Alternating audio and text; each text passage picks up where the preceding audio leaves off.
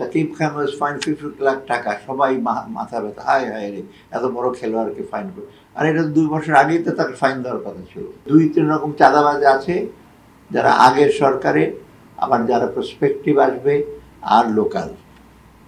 আমি কাউরান বাজারে গেছি তো, 3 ভাগে ভাগ করা। Capital market never worked here in Bangladesh. Most of them are from bank finance. Bank থেকে টাকা নিয়ে না শোধ দিলেই তো ভালো। Capital market, you use your own equity, you are responsible. Now the capital market has been corrected, share prices are going down, now they are claiming the BSC chairman should be removed. কি Shakib Khan was fine 50 lakh টাকা, সবাই মাথা ব্যথা, হায় হায় রে এত বড় খেলোয়াড়কে fine করে। আর এটা 2 বছর আগেই তো তাকে ফাইন দেওয়ার কথা ছিল। এই রেগুলেটরকে বলতে ফাইন দিতে হবে তোমাকে, 400 কোটি টাকার বেশি ফাইন দেওয়া হলো। আপনি জানেন না শেয়ার মার্কেট কীভাবে ম্যানিপুলেট, আইসিবি মিউচুয়াল ফান্ডে টাকা সব নিয়ে চলে গেল, এটা আপনার আমাদের সবার টাকা। তখন কিছু অ্যাকশন নয়। এখন অ্যাকশন নিতে গিয়ে তো আপনার অসুখ হলে তো অপারেশন করতে ব্যথা ট্যাথা লাগবে, সব তো অ্যানেস্থেসিয়া দিয়ে সব অপারেশন করা যায় না, ব্যথা অনুভব করবে না, will have to be at the pain. Now that is the problem, যে এখন শেয়ার মার্কেট কমে গেছে। We are trying, I have reduced the capital gain tax, ICB fund, but in a limited way we are trying to. The questions I also told, which the doctor mentioned, I raised this question at the World Bank meeting.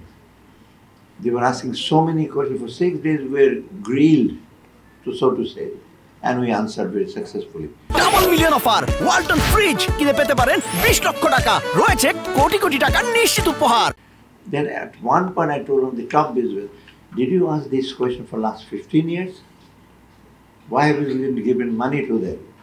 Concessional loans and other grants. You didn't ask these questions.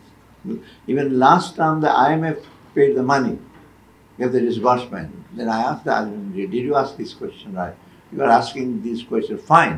We agree that this should be answered. But it is a sad affair. You also belong to the coterie of people who created the false narratives of Bangladesh development.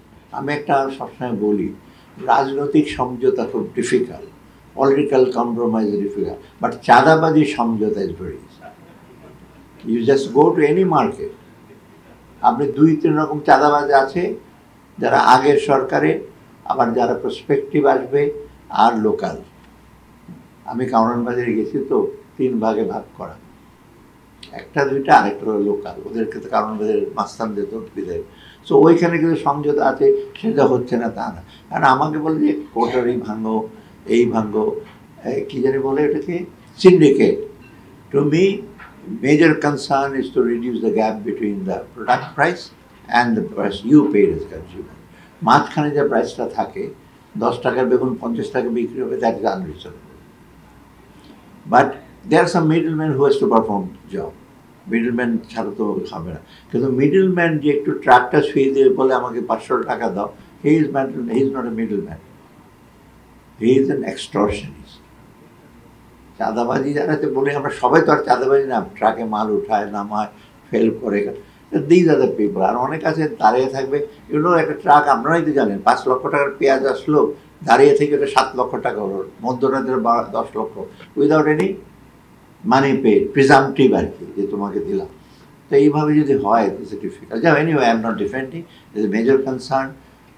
এটা আমরা চেষ্টা করছি কীভাবে করা যায়।